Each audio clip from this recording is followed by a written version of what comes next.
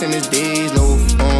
40 on me, that's a bribe. You not sanction on the block. Send 100 shots to your top. You know I'm like that. 3-1, but I still fight back. Keep the pistol on the right like a right tap. Let's go. Sup?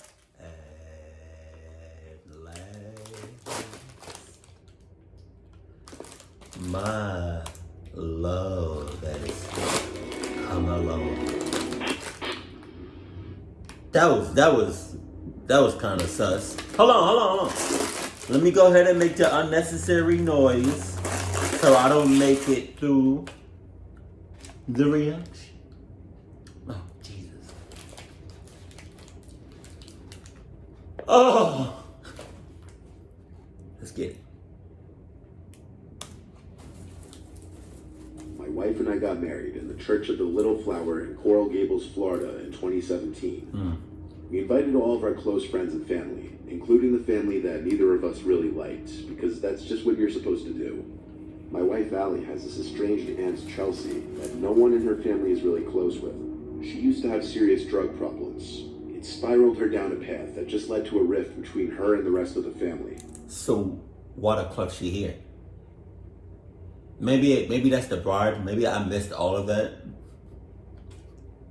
But why the fuck if she is the bride, then why am I here? Me and her and the rest of the family should not be with her at any given time, at any given moment, at any given place. She should be in one of those prisons that have the straight jackets where you can't move. Well, Aunt Chelsea was invited to the wedding, and when she showed up, he surprisingly came with a date. But unsurprisingly, he didn't look like the kind of guy you want to bring home to mom and dad. I'm saying, because Chelsea doesn't look like the type of woman that you would bring home to mom and dad. They both crazy. They both on drugs. They both on shit. They both on club shit. Right from the first time I laid eyes on him, I knew he was different. Not in a pleasant, quirky way. After the wedding ceremony, of course, came picture time. The 6 bridesmaids, 6 groomsmen, and my wife and I all went to this nice backyard section of the church campus to have pictures taken by the hired photographer. Some close family from both sides came along as well to watch while most others went to the party hall. And Chelsea and her date came to watch us take pictures as well. This was when I first got his name, Rob. The two of them were making everyone uncomfortable. Like, everyone in the bridal party would joke around and we genuinely laugh. Then either Chelsea or Rob would yell out these weird, inappropriate things. They just kept doing it to the point where they created awkward silences. And all of us were just internally cringing, dreading what weird things they'd say next. It got very awkward very quickly, let's just say that. To the point I wanted them to leave altogether. Anyway, we eventually finished with pictures. Then we migrated to Comber Hall, the party hall connected to the church, where food and drinks were being served. Being the groom, all the attention is on you at all times. You barely have a chance to sit down and gather your thoughts or even eat. Every second I had someone else coming up to congratulate me, and eventually that person was Rob. Oh. He shook my hand again, his breath terrible, and his arms scarred up. He wasn't wearing a long-sleeved shirt, rather a stained gray polo. He seemed like a filthy person all around. He started talking to me with this loud, almost demeaning tone. I didn't...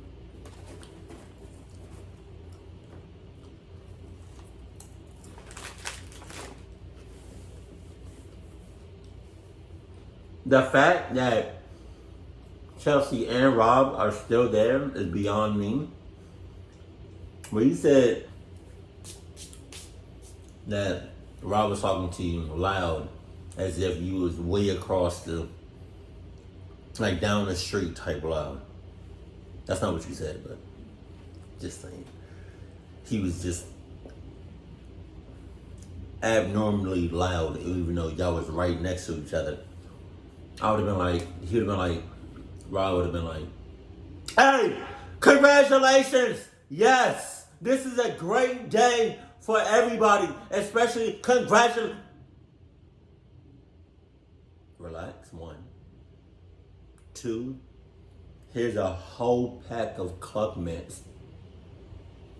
3, I can't do like, oh yes I can. Wait, 1, 2, 3. Oh, I can't do 4, no. Like, I can't do this without my pinky like coming up. I don't know how to. I can't do that. See, I can do it because I'm holding it down. I can't. I'm gonna need you to relax, take it easy before.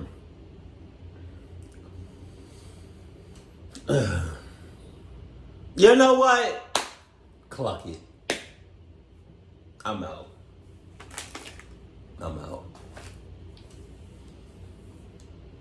I know we just got married, but they related to you. Divorce. To just be polite. And eventually he walked back to Chelsea. This was the last time I saw him that day. Eventually I saw Chelsea sitting by herself at the table. So I asked Allie where that Rob guy went. She had no idea either. After a while of Chelsea sitting by herself, Allie went up to her to ask her where her date was. Chelsea didn't know. She hadn't seen him in an hour. Chelsea also explained that they met in rehab and that she had only gone out with him 4 times. Allie grew concerned with this man being here after hearing this. We asked our parents and some close family to look around for the man, to confirm if he was still there or not. There was some concerning news when one of my relatives said that some of the gifts in the room where the gifts were being stored were missing. We immediately attributed this to Rob and had an employee ask over the microphone for everybody to keep an eye out for Rob. Chelsea wanted to call his cell, but she couldn't find her phone. This put a slight damper on things, but we didn't let it ruin our wedding day. Our parents called the police and dealt with them on the side with the help Wait, what? What you mean you didn't let it ruin your day? What are you talking about? That's my presents. Those are my gifts. Those are my... Clock you. This whole day is ruined. It's ruined when I smelt you coming up here. Jesus. Chelsea gave me information about Rob. After the wedding reception, a few close friends came back to our hotel room for a little after party of sorts. Chelsea had texted Allie asking for our home address because she had to drop off her gift that she forgot to give. Allie responded, and then our good time was interrupted by a distressing phone call from Chelsea's phone number. Allie turned off the music and put it on speakerphone. There was a male's breathing on the other end, like horror movie shit, like he was trying to creep us out. Allie kept asking where Chelsea was, to no avail. Eventually the person on the other end hung up. Allie called her grandma, who was the only one close enough with Chelsea to know where she would be, and she confirmed that Chelsea was staying with her for the night. Chelsea got on the phone and said she lost her phone at the wedding, and she didn't know her Apple ID or password, therefore she couldn't even track it with Find My iPhone. Our best guess was that it was that Rob guy. We were now concerned that he knew our address and that we weren't home. We were too drunk to go home, so we asked my dad to stay there for the night and watch the house. He gladly did so. And the next morning, we woke up to texts and missed calls from my dad. He said someone kept tapping on different windows to the house, as if to be messing with them. He called the police, but they didn't find anyone. That same day, we went to the police station to see what could be done about pursuing Rob, who we suspected was the one behind all of this. But without video cameras catching the thief in Comber Hall, and given that Chelsea's phone had been turned off or destroyed, there was little to nothing the police could do. Chelsea told us that she and Rob had gotten into a verbal argument, and that he blamed us for whatever she was saying. He thought we didn't like him, and in his words, we sabotaged him. This just further led us to believe he was responsible for that weird phone call and coming to our house in an attempt to scare or harass us. We never saw or heard from that Rob guy again, and we have only started to further distance ourselves from Chelsea after that. It would have all been sunshine and lollipops if they never came to the wedding.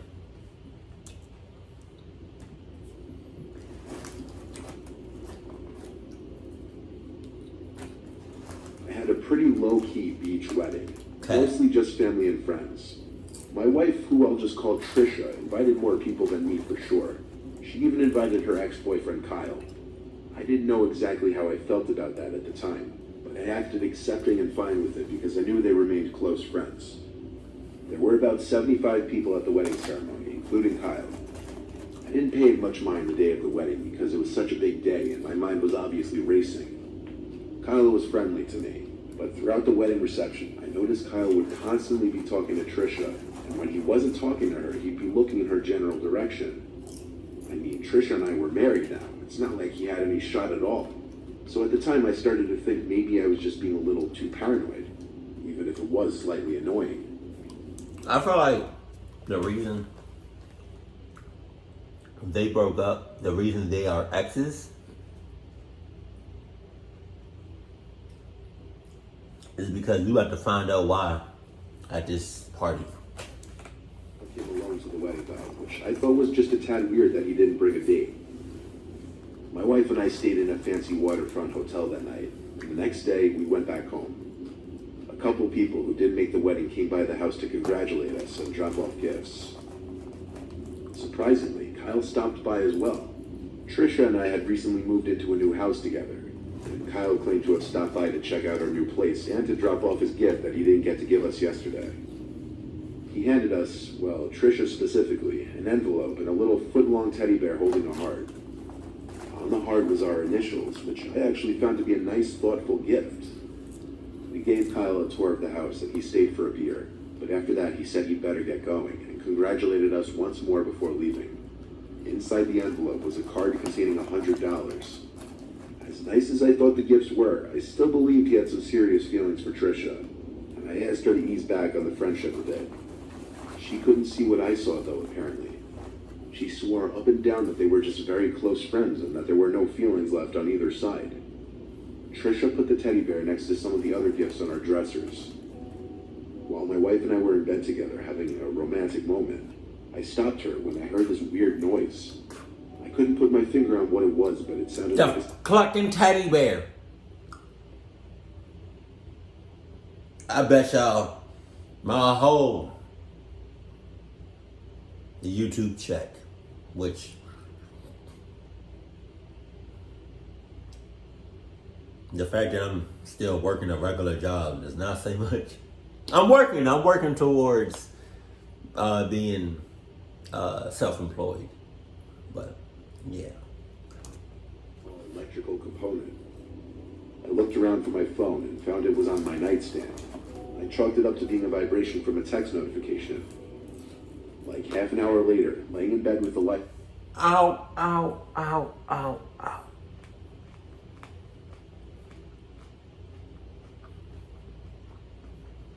Ah.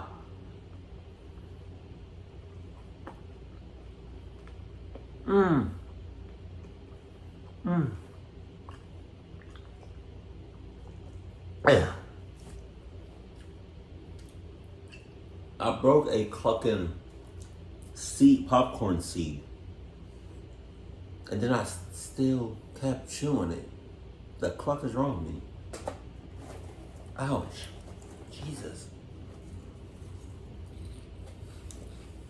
I once again brought up Kyle, asking if he texted her since the day before. She said he has, and I got a little annoyed. I repeated myself, saying I don't want her talking to him anymore. She got a little mad at me for accusing her of being interested in him at all. I assured her he was still interested in her. Why else would he stick around in his ex's life like this? She got back at me with her assurance that she doesn't view him romantically at all, that she's no longer attracted to him, and that she broke up with him for a reason. She followed this with she will ease back on her contact with him. I apologized for coming at her like that, and we went to sleep. The next day, when I got home from work, Trisha exclaimed that Kyle randomly blocked her on Instagram, and when she texted him asking what's wrong, he replied, "What do you care? I heard the things you said." When she tried texting back asking what he was talking about, she saw that he blocked her number now too. Teddy bear. I wondered if maybe she butt dialed him on her phone while we had that conversation the previous night. But when she checked her call history, his name wasn't there. I wasn't angry though. Him blocking her meant I was right. He did still have feelings, and now he'd be gone. That night while in bed, we talked about it some more. Then I heard the little electronic vibrating sound again. I looked at the teddy bear on the dresser. Then I got up and went to pick it up, and my heart dropped. I grabbed a knife from the kitchen and started to tear the bear open. Trisha realized it immediately too. The inside of the bear's head was a square electrical component wired to what was very obviously a camera behind the left eye and a microphone box wired to the left ear. This was connected to some kind of Bluetooth device that would probably allow a phone to send and receive data. We went to the police that night with the teddy bear and filed a police report. We then hired a lawyer and pressed charges against Kyle for invasion of privacy, and the judge ruled in our favor and required Kyle to pay us $15,000 each. Trisha also got a restraining order against him, and that was the end of him in our lives.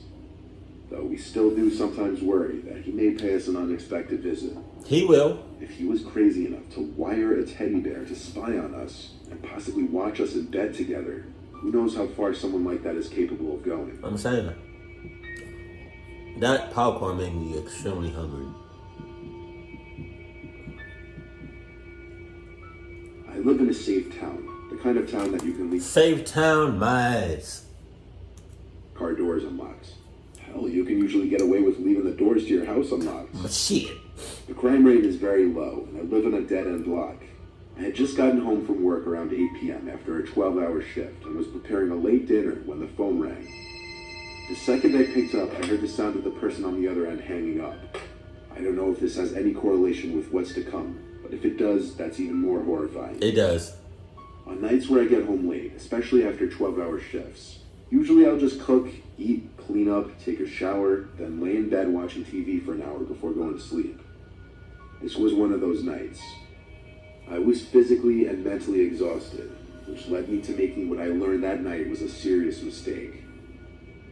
I was laying in bed watching The Sopranos for my third run. Sometimes I'll drift off to sleep with the TV still on when I'm just completely beat, and that's exactly what happened this night. I woke up to the TV still playing The Sopranos. I had slept through 2 episodes. I felt around the bed for the remote and turned it off. In the now freshly silent room, I was able to hear little creaks in the wood under the carpet. My ass. I felt adrenaline kick in as I looked across the dark room, and I felt I could vaguely see the shape of a very wide figure. As I aimed the remote at the TV to turn it back on to light up the room, before the TV was even on, I started choking on my own spit as I tried to say, "Please leave." The TV came back on, and the room lit up a tint of blue, revealing her.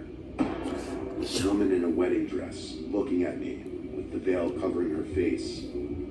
I tried to scream at first, but nothing came out of my mouth because I was just in pure shock. I sat up, pressed against the headboard of my bed, frozen. That's the best way I can describe what I was doing in that moment. The woman in the dress, whose face I could barely see, walked over to the bed, whispering, "Where's my groom?" What? Over and over. But each time she said it, she got louder. Her whisper quickly turned to a yell, and she grabbed the edge of my mattress and started shaking it. I screamed back at her to leave me alone. Then I got off the bed, pushed her, and ran to the bathroom across the hall and locked the door. She followed me, trying to open the door, banging on it and repeating the words, "Where's my groom?" I yelled at her, "I'm calling the cops," and luckily I had my cell phone on me. Can't you just...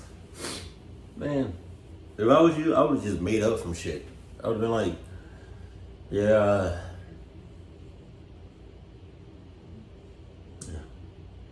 Your groom?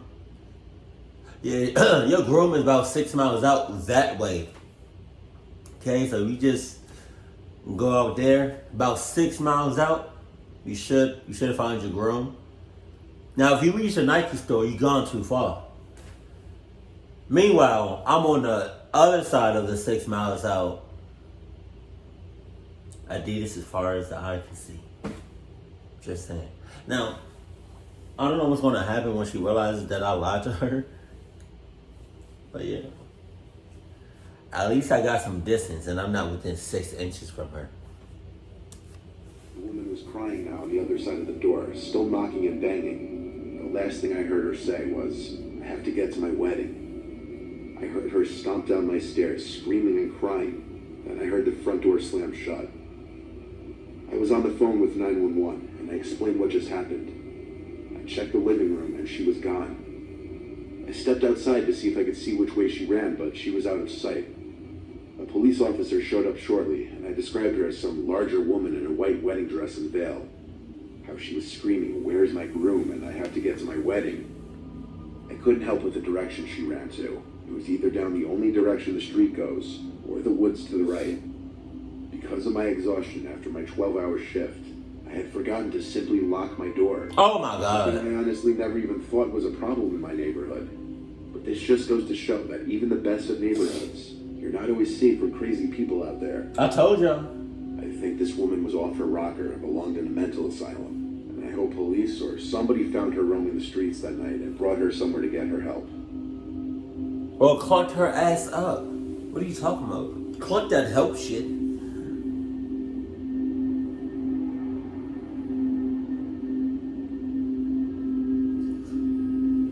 I see he tried to take a picture or get a picture of the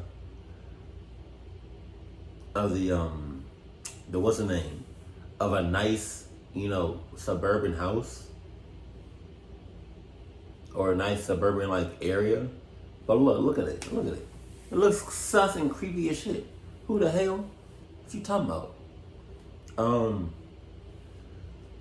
That's the man.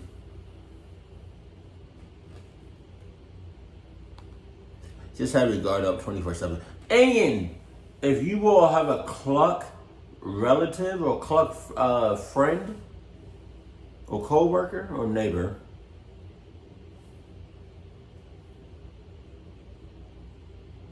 please cut all ties with that person or persons. Because sooner or later, if you don't, you will get clucked up. And I can't save you, and nobody will. Keep it cool, keep it classy, and I love you. Stay happy, my family.